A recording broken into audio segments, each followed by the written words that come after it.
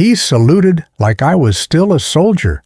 I couldn't lift my arm to answer, but what I gave him instead changed both our lives. I'm standing at the front of the security line at Dallas-Fort Worth, early morning, airport, just starting to hum. My daughter is graduating this afternoon, first in our family to finish college. I've got a decent blazer on, the same one I wore when she received her scholarship 4 years ago. I even shined my shoes last night, something I hadn't done since retirement. The agent looks young, maybe 22, 23. He's got the lean posture of someone who either boxed or ran cross-country. Polished boots. His eyes catch the lapel pin on my coat. Small but unmistakable, the silver star. He doesn't speak, doesn't smile, just lifts his hand and salutes me like I'm still in uniform. And I try to return it. I really do. My brain tells my right arm to move, but the damn thing just hangs there, still and mute. My prosthetic shoulder doesn't respond to quick commands. Not anymore. Not since the second surgery. So instead, I nod, just a touch deeper than usual. My left hand goes over my heart, and I say softly, "I owe you an explanation." He lowers his hand, unsure, maybe a little embarrassed. "No, sir, you don't owe me anything." But I see the flicker, that silent question behind his eyes. The conveyor hums behind me. A woman complains about a water bottle. A toddler kicks at a bin. But right now, everything slows down. I motion to the agent. "Can I tell you a story?" I ask. "It's quick, might explain the arm." He nods. "Yes, sir." We step to the side. I see the people in line watching, some annoyed, some curious, but I've learned to tune them out. Some stories deserve delay. "Iraq, 2007, I begin. Fob Kalsu, Echo Company." He freezes slightly, eyes narrow. "I know Echo," he says. "My dad was Echo Company, SGT Dunn." And I feel the floor shift under me. His father's name lands in my chest like a flashbang. Not because I didn't know him, but because I knew him better than most. Because I was there the night his father died. Because I was the one who wrote the final entry in the Mansfield Journal. Because his father's last act gave me the chance to live. I clear my throat. "Then I do owe you something." I ask him if we can move to the side bench just for a minute. He calls over another agent to handle the lane, and we sit, separated by a narrow table and 16 years of silence. Back then, Fob Kalsu was barely more than a dusty outpost on a highway between Baghdad and Hilla. Summer was brutal, mid-July, heat like you wouldn't believe. We'd been running convoy protection for weeks. That night, we got shelled just after sundown. 4 mortar rounds hit fast. Second one took out the comm shack. Third one, well, that's the one that changed me. I tell him how we scrambled, how the sky went white-orange like a flashbulb under your eyelids, how I felt the shockwave lift me, then crush me like an afterthought. I remember crawling toward the sound of someone screaming. Didn't realize it was me until later. And I remember his father. SGT Dunn was always calm. Not quiet, but calm, like river stones. That night, he pulled 3 of us out of the flames, one by one. He tied off my upper arm with a belt. I was bleeding too fast to think. I remember his face, ash on his cheek, his jaw set like granite. Then the 4th round came. It didn't explode.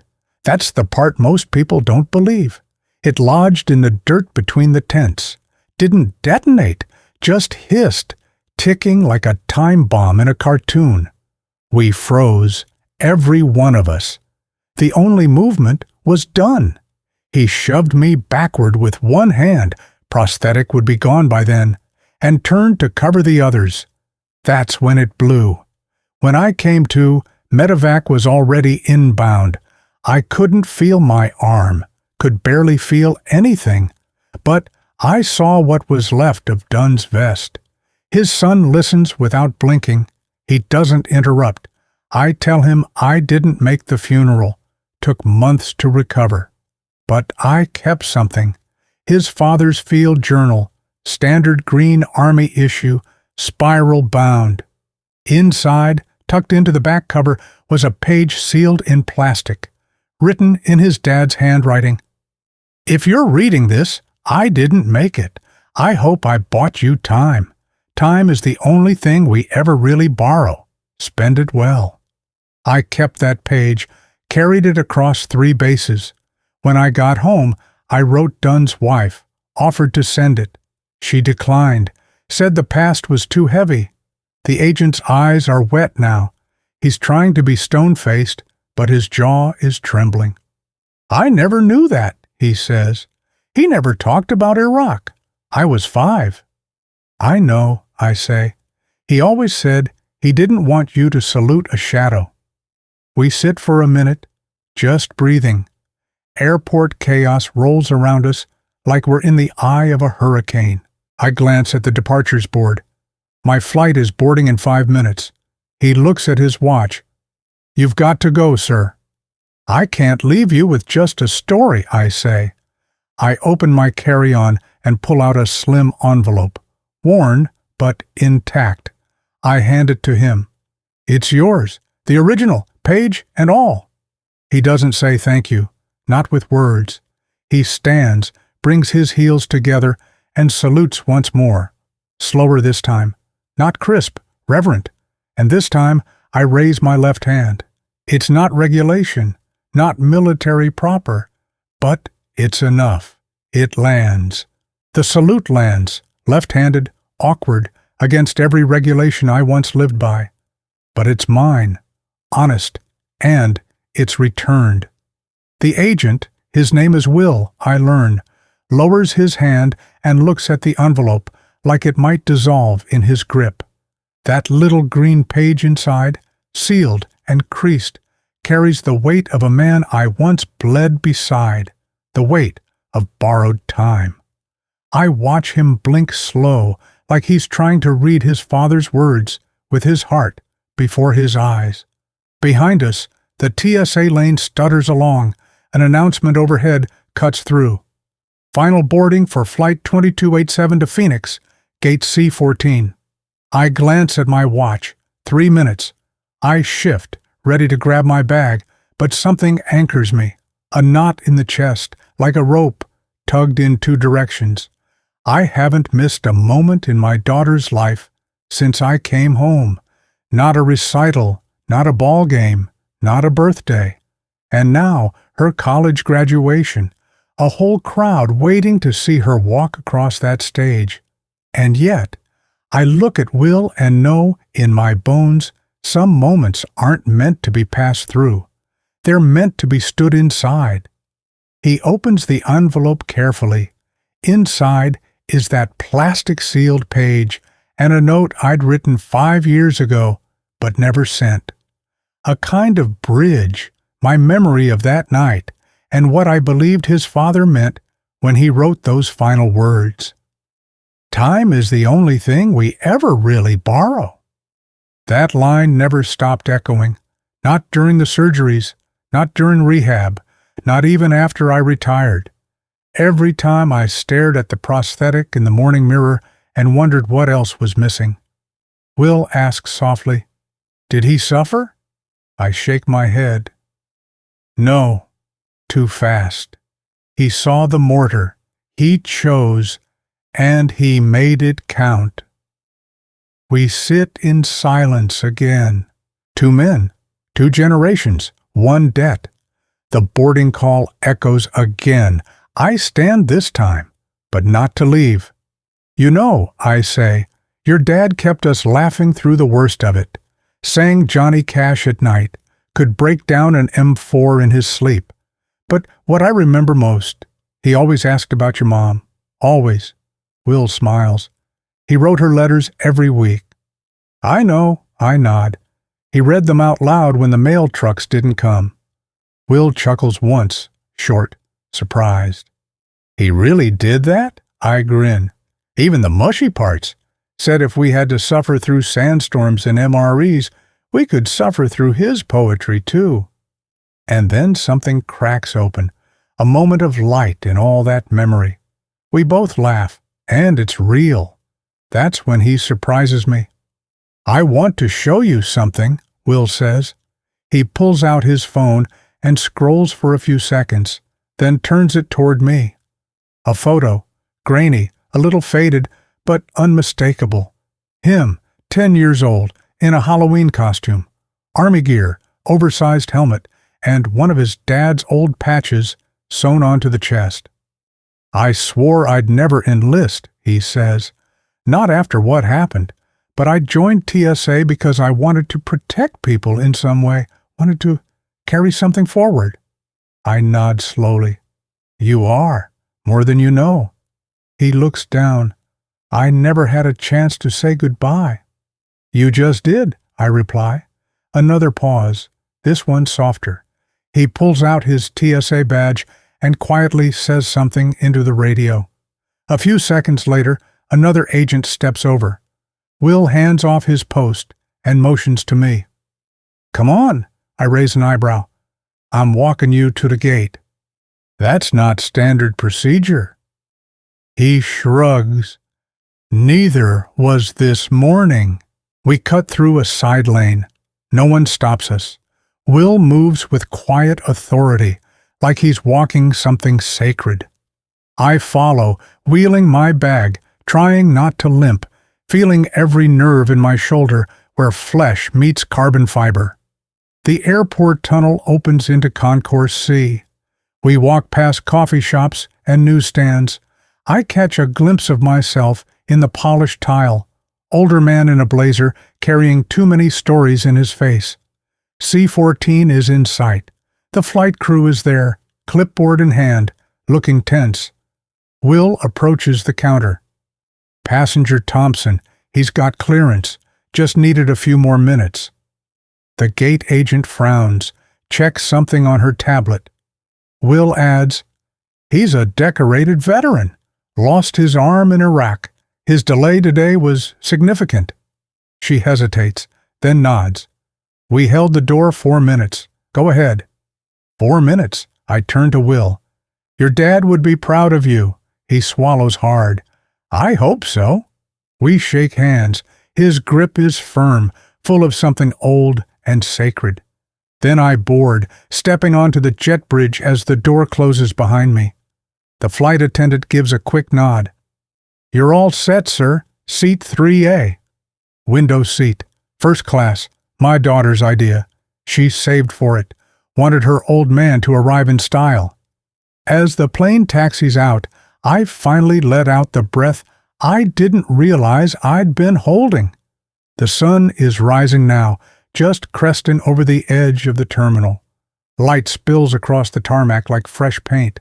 I lean back, set my bag beside me, and place the prosthetic arm gently on the armrest. It feels lighter. The engines hum, the cabin stills, and I close my eyes for a moment, not to sleep, but to hold. To hold that morning, that salute, that boy, that page, that delay. Because sometimes a delay isn't a setback, it's a doorway. The wheels lift off with a smooth shudder, and the nose of the aircraft points skyward. My body sinks into the seat, but my thoughts stay grounded. Somewhere back there, near the TSA lane, beside a boy with his father's hands and a folded page of borrowed time. The flight attendant checks on me. I give her a nod, polite but distant. The hum of the engines becomes white noise, soft enough to let memory whisper again. I reach into my carry-on and pull out a small photo, creased at the corners, color faded with time. My daughter, age 6, in pigtails and a red dress, standing beside my hospital bed at Walter Reed. She's holding a popsicle, the red dripping down her knuckles. I remember that day like it just happened. She looked at my bandaged stump and said, "Daddy, do you still have tickle fingers?" I laughed for the first time in weeks. That photo stayed taped inside every locker I had post-recovery. It reminded me what I came back for, who I had to rebuild for. The seatbelt sign dings off. I rest the photo in my lap and glance around the cabin. Business travelers, one older couple sharing earbuds. Nobody looking at me.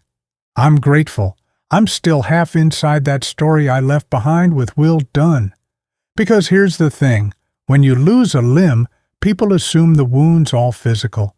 But it's the time you lose that really leaves the scar. Rehab 8 years. My career ended early. I couldn't hold my wife's hand the same way. Couldn't throw a ball with my daughter like I'd planned. Couldn't salute the way I was taught. That salute, it stuck with me. In uniform, a salute is sharp, clean, almost automatic. But out here, years removed, it means something else. It's not about form. It's about memory, about respect, and about weight. The kind you carry when someone else doesn't make it home. I remember the last time I saluted in uniform. It was at a funeral, dress blues, early frost on the cemetery grass, rifle volleys cracked the morning like splitting wood, and when I raised my hand, I used my left, because I'd trained it to move, trained it to take over. But it never felt right, not because of the rules, because of the absence. An arm is a strange thing to grieve. It's part of you, yet when it's gone, it's like losing a brother you barely knew. Sometimes I dream it was still there, feel it itch or ache or try to stretch. Phantom limb, they call it. But it's more than nerves. It's memory encoded in skin that isn't there anymore. And the salute? It's not just a movement. It's a conversation between lives. I look out the window. Clouds like folded blankets stretch below. Somewhere under them, Will is walking back to his post, maybe holding that letter, maybe letting something in that's been shut out for years. And I think again of his father, Dunn, the man who cracked jokes over cold MREs, who could spot a rigged door from 40 feet, who once saved a stray dog just because it looked lonely. He wasn't a hero in the movie sense. He was better, solid, flawed, generous, human. The day he died, he gave me something I can never repay, a second chance. I used to ask myself if I'd earned it. Still do sometimes. But today helped. The seat beside me stays empty. I'm glad for the quiet. I close my eyes and drift. Not asleep, just inside. And suddenly, I'm back at Kalsu. Dust swirls, radios crackle, a low thump echoes in the distance, then another. I smell burnt rubber and diesel. I see Dunn's boots moving past me in slow motion. Then the round lands, a dud, seconds ticking like a stopwatch no one can find. And he moves, not away, toward. That's the image that wakes me every time. That moment when he didn't hesitate, when he chose us over himself. And in that choice, taught me something I never learned in any training manual. Bravery isn't noise, it's motion, toward. I open my eyes, heart thudding. The plane tilts gently to the right, following its arc westward.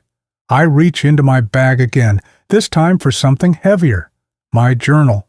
Brown leather, hand-stitched, gift from my wife 3 years ago. On the first page, I wrote a promise to write down the names and the days and the reasons. I flip to a fresh sheet and begin to write. Not a war story, a letter. Dear Will, I thought I was the one offering a story today. Turns out you gave one back.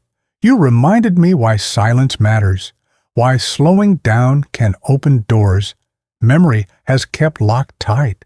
You carry more than your father's name. You carry his courage, his stillness, his presence.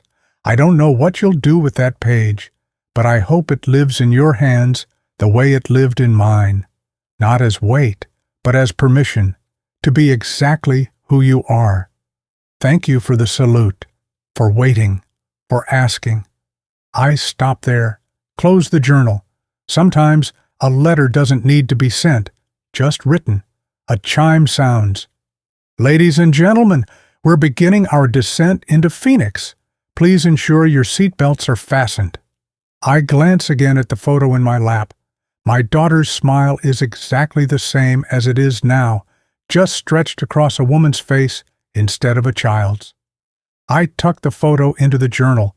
Then I rest my hand, left, strong, practiced, on the prosthetic. One real, one rebuilt, both mine. The wheels touch down with a soft skip, and the reverse thrust rolls through the cabin like a breath exhaled too late. People start moving, bags unbuckled, phones lit, the usual rush. But I stay still for a moment longer. I want to mark this quietly. Phoenix sun pours through the window, bright and hot, even at this hour. I watch the wing flex as we taxi, the same way I watched the horizon stretch out on convoys through Anbar. Just motion, forward. The gate agent opens the door, and I gather my things slowly. My bag, the journal, the envelope of letters I didn't give away. My prosthetic clicks into the right angle as I rise. Steady now. I nod to the flight crew, and they return it with respectful quiet. Sometimes people sense when not to speak. The jet bridge is cool and sterile, but the terminal blooms beyond it. Bright signs, voices bouncing, suitcases rolling. I step into it with something I hadn't expected this morning. Calm.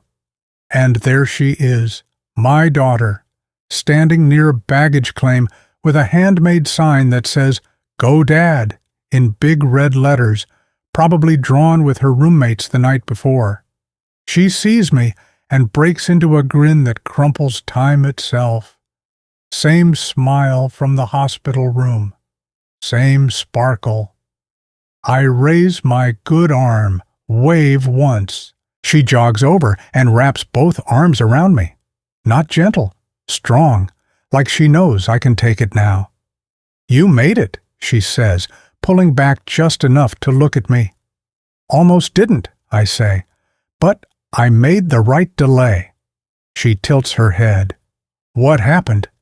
And I tell her, maybe not the whole thing, not yet, but enough, about the young TSA agent, about the page, about his father, and the blast, and the choice. Her eyes fill, but she doesn't cry. She just stands there, her hand slipping into mine, prosthetic and all.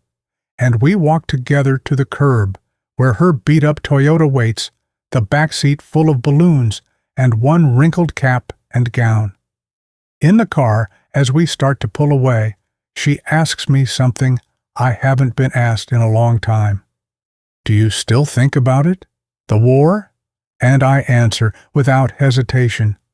Every day, but not always the same way. Some days I remember the sound of mortar fire. Some days I remember dust in my teeth. And some days, like today, I remember why we went and who we came back for. She nods, watching the road. The campus is just 10 minutes away, but I wish it were longer. The sun climbs higher, baking the sidewalk. Students in robes pass by, shouting and posing for photos. She pulls into a lot near the stadium, parks under a struggling tree.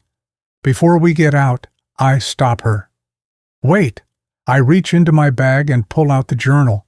I tear a blank page from the back, grab a pen, and write in big, deliberate script, "You made me proud when you took your first steps.